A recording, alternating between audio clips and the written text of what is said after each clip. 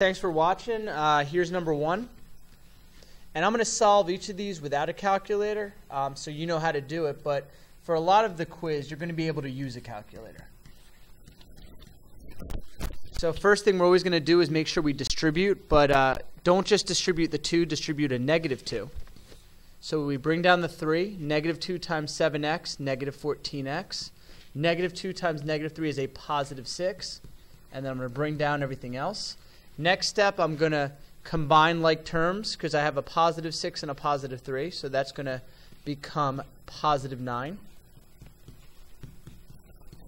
Then I'm going to move all my variables to the same side. So here's by adding and subtracting. So I'm going to subtract 2x from both sides. Cancels that out. It's going to leave me -16x plus 9, which equals -5. Then I'm going to solve by bringing my 9 over as a -9, which cancel it out on that side. -5 minus 9. You're going to keep change. You end up with -14, which equals -16x. And your last step is going to be now to solve by dividing by -16. So x is going to equal, now first of all, it's a negative divided by negative, so I'm going to make them both positive answer. And then it's a fraction underneath 1, so I'm going to reduce it, divide by 2, and get x equals 7/8. And there's my final answer, x equals 7/8. Next one. Great. Question was for number 2.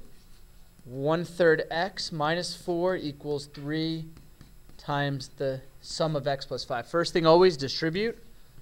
3x plus 15, which equals, and then I'm going to bring everything else down. Next, I'm going to move all my variables on the same side. Now, 3x, there's a lot of ways you could, if you had your calculator, you could just simply do, 3x minus 1/3 x.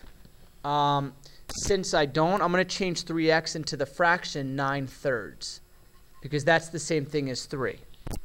And 9/3 x minus 1/3 x is going to be 8/3 x plus 15, which equals -4.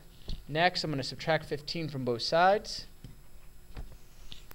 Bring down my 8/3 x, which equals, and then here you have -19.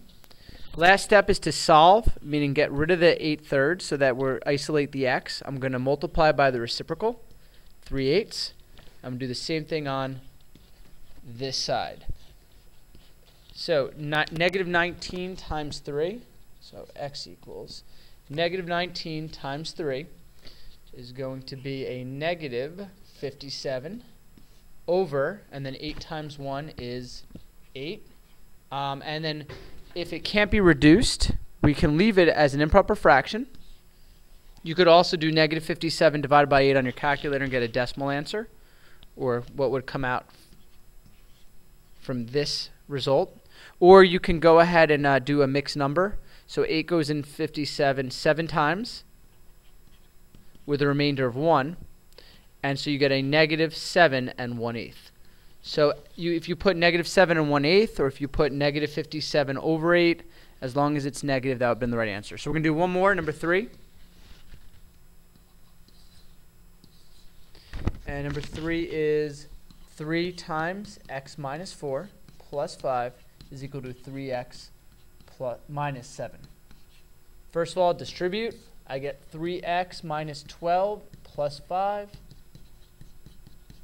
Next, I'm going to combine these terms, and I get 3x minus 7 equals 3x minus 7. Now, from right here, you might notice that they're the same. So you could stop right now, but for those of you that didn't see it yet, you'd get all the variables on the same side, and when you do that, you notice they both cancel out, and then you're left with 0. So you bring down your -7 equals -7, and we talked about that if your variables cancel out and you're left with a true statement, and -7 does equal -7, that's going to be that all real numbers, or there are actually infinite answers, because anything you put in for x on either side the equation's going to work.